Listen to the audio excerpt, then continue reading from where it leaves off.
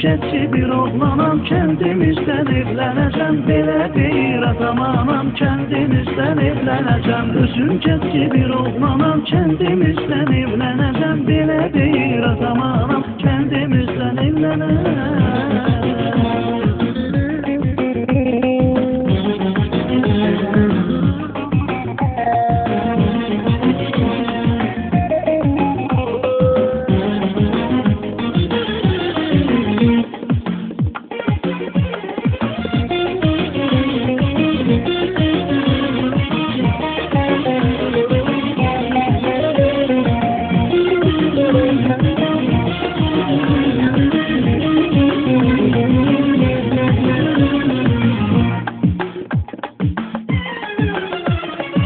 Görsəm də mən şəhərləri, görsəm də mən gözəlləri, burada gördüm sevənləri, kəndimizdən evlənəcəm. Görsəm də mən şəhərləri, görsəm də mən